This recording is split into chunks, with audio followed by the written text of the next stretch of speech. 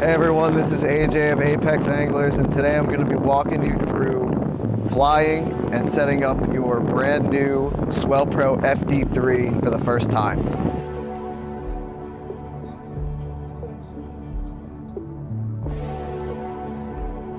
Included in the box is the flight battery, battery charger, smartphone mount, 2 pairs of propellers, a prop wrench, user and maintenance manuals, and of course the drone remote and the drone itself. Before flying, it is important to fully charge your drone and remote batteries. When powering on the charger, you will notice the amperage settings. You can adjust amps with the status arrow buttons. Always charge the drone below 4 amps. The lower you set it, the better it will be for the life of the battery. I recommend 2.5 amps.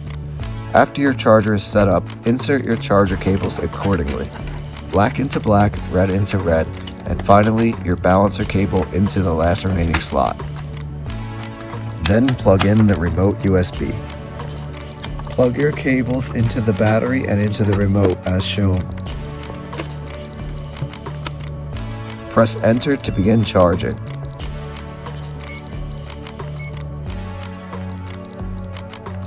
When charging is complete, the charger will beep and show the word full on the display. The battery light on your remote will turn green. When setting up, insert the battery into the compartment. It's important to push firmly to ensure it is seated properly. Install the propellers on the corresponding motors. Both are clearly marked with A or B, B being clockwise and A being counterclockwise.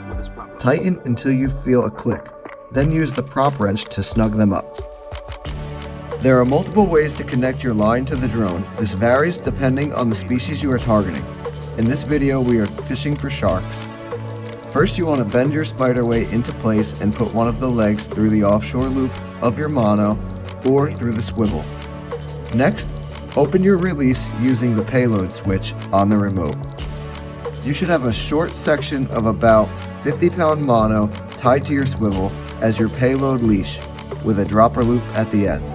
Attach this to your desired payload slot, put your bait on the hook, and you are ready to fly. First, power on the remote by short tapping and then long pressing the power button.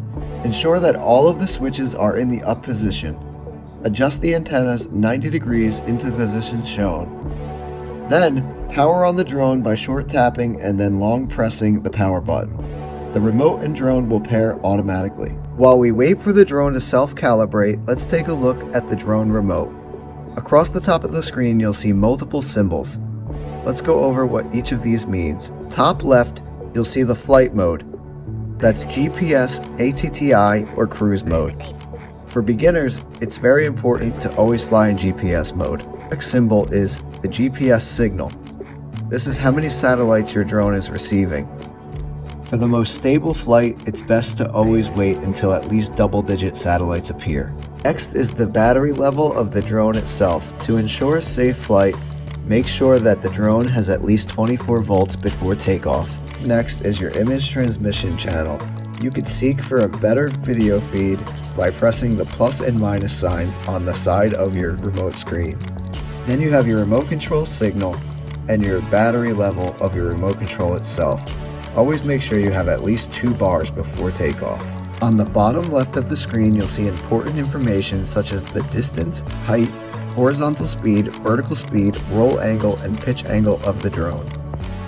On the bottom center of the screen is your pan angle, and finally on the bottom right is your throttle percentage and the latitude and longitude of your drone. Now that we're ready to fly, stand 3 meters or about 10 feet away from the drone and push both joysticks to the down and inside corners.